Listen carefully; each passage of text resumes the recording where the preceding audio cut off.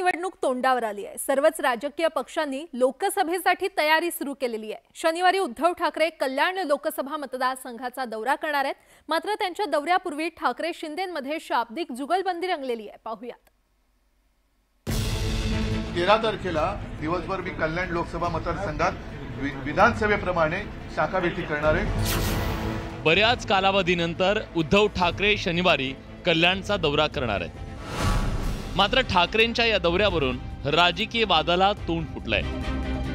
त्यामागचं कारण म्हणजे कल्याण लोकसभा मतदारसंघाचं प्रतिनिधित्व मुख्यमंत्री एकनाथ शिंदेंचे पुत्र श्रीकांत शिंदे यांच्याकडे आहे। लोकसभा निवडणूक काही महिन्यांवर आलेली असताना उद्धव ठाकरे कल्याणचा दौरा करणार असल्यानं राजकीय वादाची ठिणगी पडली आहे।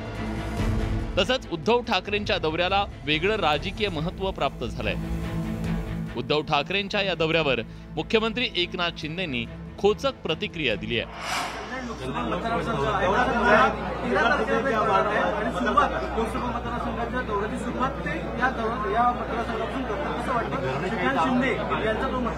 चांगलं आहे।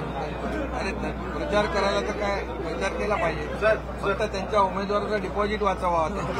एकीकडे शिंदेंनी डिपॉझिट वाचवण्याचं आव्हान ठाकरेंना दिलंय, तर शिंदेंच्या नेतृत्वातली शिवसेना उमेदवारांना आगामी लोकसभा निवडणुकीत चिन्हही मिळणार नसल्याचा टोला शिवसेना उद्धव बाळासाहेब ठाकरे पक्षाच्या नेत्यांनी लगावलाय। भारतीय जनता पक्ष या गद्दार गटाला फेकून देणारच आहे आणि आपल्या एकतर लढवायचं असेल तर आपल्या कमळ चिन्हावर लढवा, नसेल तर आम्ही आमची जागा उभी करू, अशा पद्धतीचं भाजप हे अखेर शेवटचा डाव टाकणारच आहे।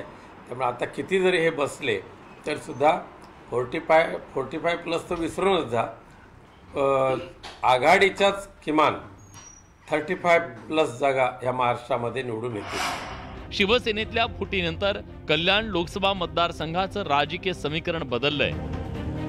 आगामी लोकसभा निवडणुकीत श्रीकांत शिंदेंविरोधात तगडा उमेदवार देण्यासाठी उद्धव ठाकरेंनी आतापासून चाचपणी सुरू केली आहे। तर काही दिवसांपूर्वी कल्याण लोकसभेतील भाजपच्या स्थानिक नेत्यांनी श्रीकांत शिंदेंविरोधात जाहीर नाराजी व्यक्त केली होती। मात्र दोन्ही पक्षातील वरिष्ठ नेत्यांच्या तंबीनंतर हा वाद निवळला। आता उद्धव ठाकरे कल्याण लोकसभेच्या दौऱ्याच्या दरम्यान आगामी लोकसभेसाठी मोर्चे बांधणी करणार आहेत। Bureau report, news 18 Lokmat. सत्तेसाठी युती आणि आघाडी केल्यानंतर सर्वच पक्षांना तडजोडी कराव्या लागतात, पण निवडणूक जवळ येताच ही